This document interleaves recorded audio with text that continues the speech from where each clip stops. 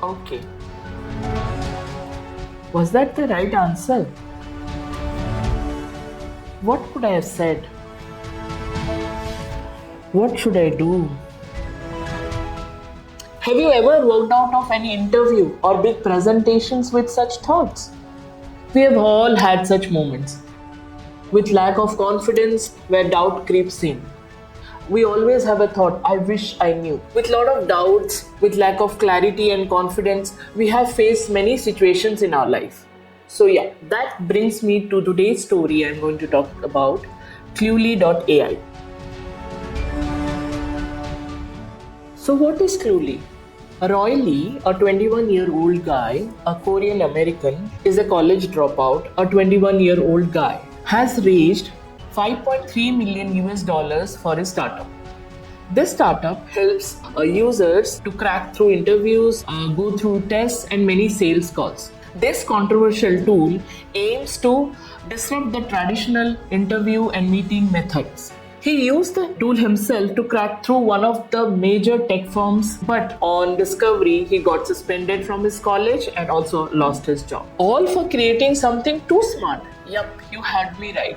This guy, who could be on the newspapers, on the magazine covers, who could be the next tech prodigy, was suspended from his college, was kicked out from the job interview for creating something too smart, and now Cluely AI is being called a cheating app.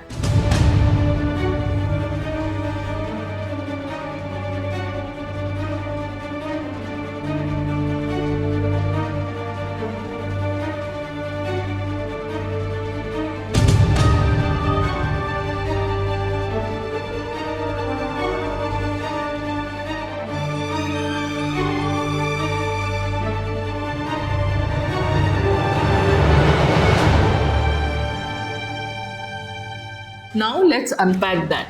Cluely isn't different from what we already have. It gives intelligent suggestions, it does the assignment of students, it can even give you suggestions or feedback like any other mentor could have given.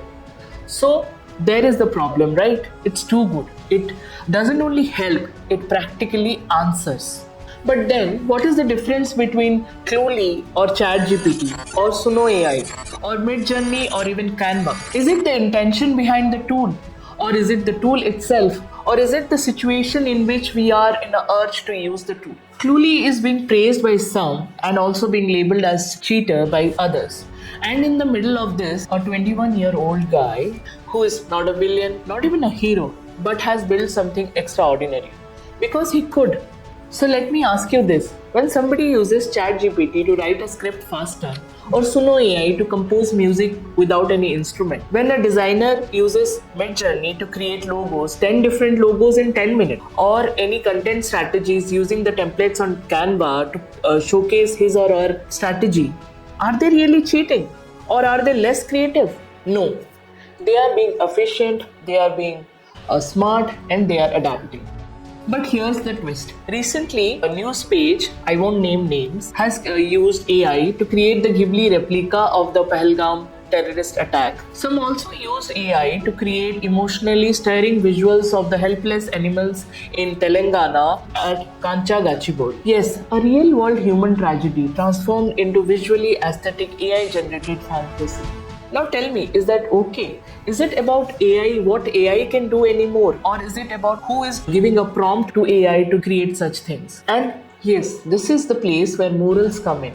Because if AI is the mirror, we are the ones standing behind it. We are the ones giving it prompts to create. So Cluely isn't the villain here. It is our discomfort with change and disruption. It is us who is giving mindless prompts to AI to create anything and everything without even thinking about the pros and cons. This is your host Nikta, and today's episode is not about AI. It is about your choices, about your ethics, about your curiosity, about the things which you don't code but carry. So until next time, stay aware, stay creative, and most importantly, stay human.